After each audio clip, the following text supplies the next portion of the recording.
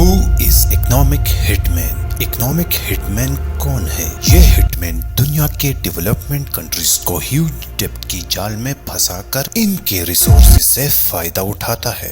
क्या दुनिया में ऐसे पावरफुल ऑर्गेनाइजेशंस मौजूद है जो गरीब कंट्रीज को साइन अप करती है एक लोन के लिए, जिससे वो अपनी कंट्रीज में इंफ्रास्ट्रक्चर बनाए, ऐसे इंफ्रास्ट्रक्चर जिसकी इन गरीब कंट्रीज को जरूरत ही नहीं होती, और ये लोन ऐसा होता है जिसको ये गरीब देश रीपे भी नहीं कर सकते। तो आज की स्टोरी में हम जानते हैं इकोनॉमिक हिटमैन के बारे में कि कैसे वो पुअर कंट्रीज को अपने लोन के जाल में फंसाकर डेथ ट्रैप तक लेके जाता है।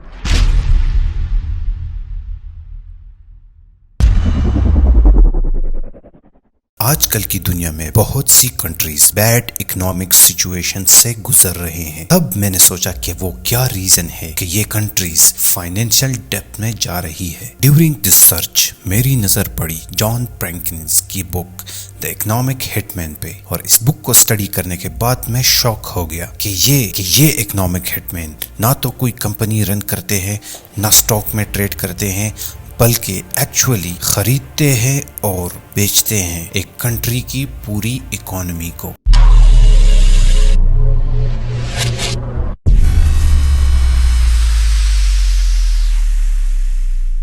इस बुक में राइटर लिखता है कि इकोनॉमिक हिटमैन कोऑर्डिनेट करता है गरीब पुअर कंट्रीज को लोन लेने पे, और लोन देने के बाद इनके रिसोर्सेज पर कब्जा करता है, और इस काम के लिए इन्हें बड़े बड़े प्रोफेशनल लोगों को हायर करना होता है। इन प्रोफेशनल लोगों का काम गरीब कंट्रीज को धोखा देना होता है और इनको मजबूर करना होता है कि लोन को एक्सेप्ट करे। Trillion of dollars. एक इकोनॉमिक हिटमैन जिसका नाम जॉन परकिंस है, वो अपनी एक इंटरव्यू में कहता है कि मुझे एक बिग कंसल्टिंग फर्म चेस डी मैन ने रिक्रूट किया था। मैं यहाँ चीफ इकोनॉमिस्ट के तौर पर काम करता था। I was recruited by a big international consulting firm called Charles D. Main, which has since been bought, so the name no longer is out there. My title was chief economist. मेरे under 50 लोगों की team थी जो मेरे लिए काम करती थी। मेरा काम उन कंट्रीज को आइडेंटिफाई करना था जिसके पास रिसोर्सेज हो, जैसा कि ऑयल, जैसे कि middle east countries. My job really was to identify countries that had resources our corporations wanted, like oil. like in the Middle East, oil.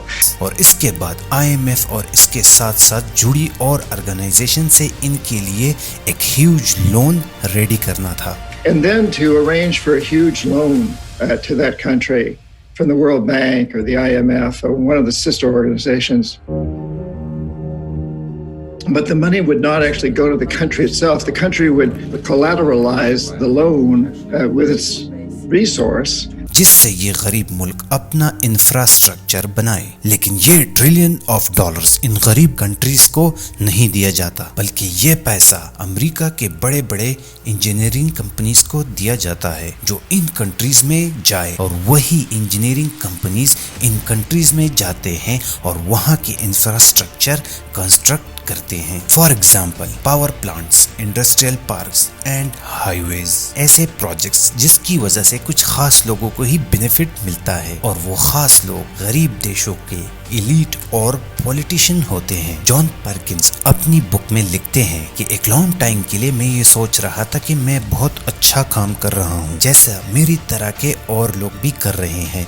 लेकिन वक्त के साथ साथ मुझे इस काम में नजर आने लगा कि इन गरीब कंट्रीज में ऐसे लोन पास करके इनके इंफ्रास्ट्रक्चर बनाने के बाद कुछ लोग अमीर तो हो गए, लेकिन जो लोग गरीब थे इनका इस इकोनॉमिक लोन की वजह से एक बहुत बड़ा डाउनफॉल नजर आने लगा। डोमेस्टिक चीजें महंगी होने लगी। इस तरह अमीर और ज्यादा अमीर बन गए और गरीब गरीब तर होने लगा। And so the rich were getting rich, but the poor were getting poorer because money was being diverted from health care, education, and other social services, and just basic food and supplies to pay off the loans. क्योंकि ये पैसा health care, education, social services और basic food supply से divert हो गया। John Perkins कहता है कि लेकिन यहाँ पर मैं एक बात को मेंशन करना चाहता हूँ कि इन कंट्रीज के प्रेसिडेंट और प्राइम मिनिस्टर को ये बात बखूबी मालूम थी कि अगर ये इस लोन को एक्सेप्ट करते हैं तो ये अपने कंट्रीज को कर्ज के दलदल में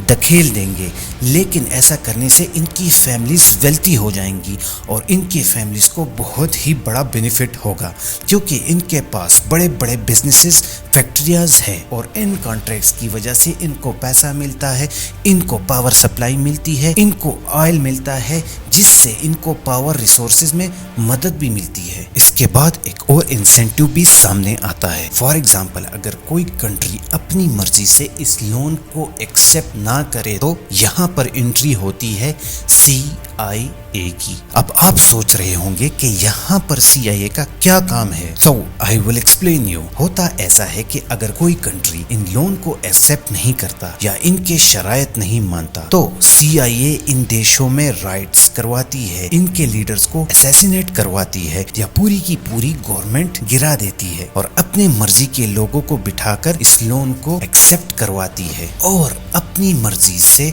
वेरी इजीली अपने बेनिफिट्स को अचीव कर लेते हैं। ये इंस्टीट्यूशंस और कंपनीज के पास हजारों एम्प्लॉइज काम करते हैं जिनका सिर्फ एक ही टास्क होता है कि कैसे गरीब देशों को अपने लोन के जाल में फंसाए।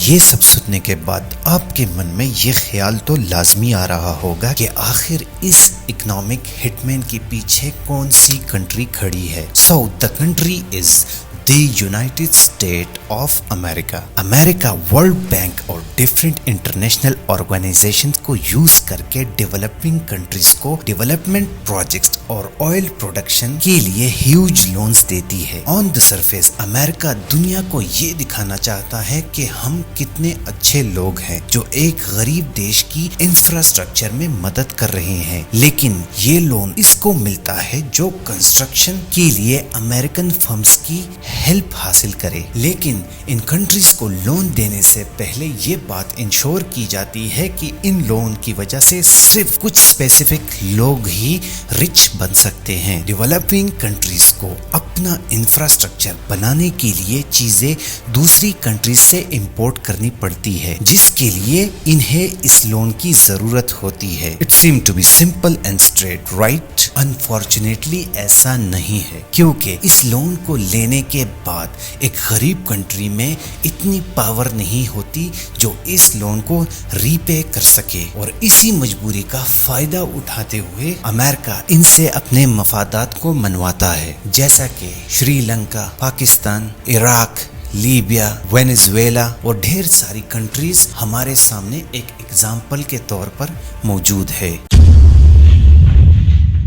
दोस्तों, आप लोगों का इस डेप्थ ट्रैप के बारे में क्या ख्याल है?